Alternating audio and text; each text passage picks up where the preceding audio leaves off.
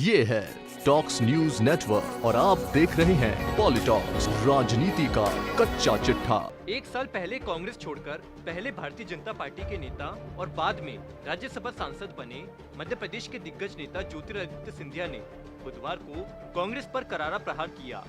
राज्यसभा में वित्त विधेयक पर अपनी बात रख रहे ज्योतिरादित्य सिंधिया को बीच बीच में कांग्रेस के सांसदों का 15 लाख रुपए और पेट्रोल डीजल की कीमतों को लेकर टोका टिप्पणी करना नागवार गुजरा और सिंधिया ने उनको न सिर्फ पेट्रोल डीजल के पीछे की गणित को समझा दिया बल्कि मुंह न खुलवाने की हिदायत भी दे दी।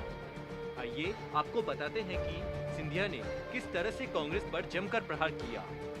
दरअसल बुधवार को उच्च सदन राज्यसभा में वित्त विधेयक 2021 पर चर्चा के दौरान मध्य प्रदेश से बीजेपी सांसद ज्योतिरादित्य सिंधिया अपनी बात रख रहे थे। तभी विपक्ष के सदस्यों ने उन्हें टोका और 15-15 लाख रुपए देने के भाजपा के वादे का जिक्र किया। इस पर पलटवार करते हुए सिंधिया ने कहा कि मेरा मुंह मत खुलवाना, 15 लाख रुपए की बात करेंगे तो मैं महाराष्ट्र की बात करूंगा। पिछले 3-4 दिनों से जो रिपोर्ट आ रही है, पहले 100 करोड़ रुपए का हिसाब दे और ये तो सिर्फ मुंबई शहर का है। बीजेपी सांसद ज्योतिरादित्य सिंधिया ने पेट्रोल डीजल की बढ़ती कीमतों को लेकर विपक्ष पर निशाना साधते हुए कहा कि यह बात सही है कि पेट्रोल और डीजल के दाम बढ़े हैं। यह भी सही है कि जो बढ़ोतरी हुई है उसका बंटवारा क्या है।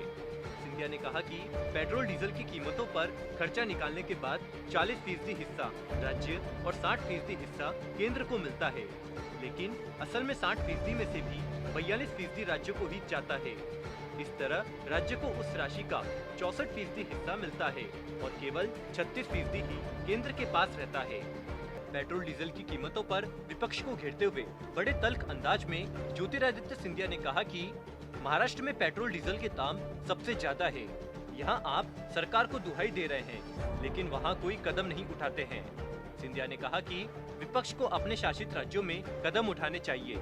इस दौरान टोके जाने पर उन्होंने कहा कि मैं इतना कहना चाहूँगा, जिनके घर शीशे के होते हैं वह दूसरों पर पत्थर नहीं फेंकते।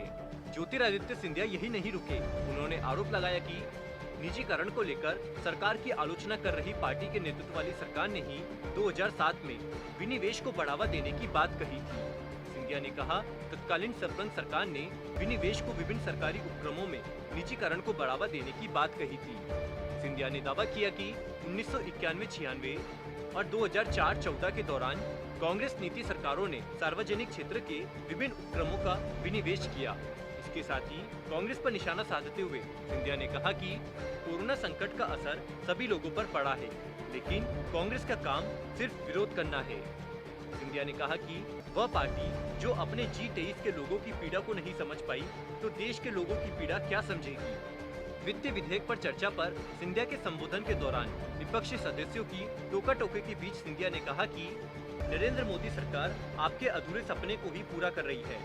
सिंधिया ने दावा किया कि मोदी सरकार कोरोना आपदा को विकास का अवसर बनाने के लिए काम कर रही है, लेकिन विपक्ष आपदा में राजनीति पर जोर दे रहा है। सांसद ज्योतिरादित्य सिंधिया ने भारतीय जीवन बीमा निगम का जिक्र करते हुए कहा कि IPO आने से निजी पूंजी का प्रभाव बढ़ेगा और नियंत्रण सरकार के पास ही रहेगा। सिंधिया ने कहा कि सरकार LIC में पारदर्शिता और जवाबदेही लाने पर जोर देगी। बीजेपी सांसद ने कहा कि सरकार ने स्पष्ट किया है कि LIC में पैसा जमा करने वाले खाता धारकों की राशि सुरक्षित रहेगी। पॉलिटॉक्स ब्यूरो, दिल्ली। ये है टॉक्स न्यूज नेटवर्क और आप देख रहे हैं पॉलिटॉक्स, राजनीति का कच्चा चिट्ठा।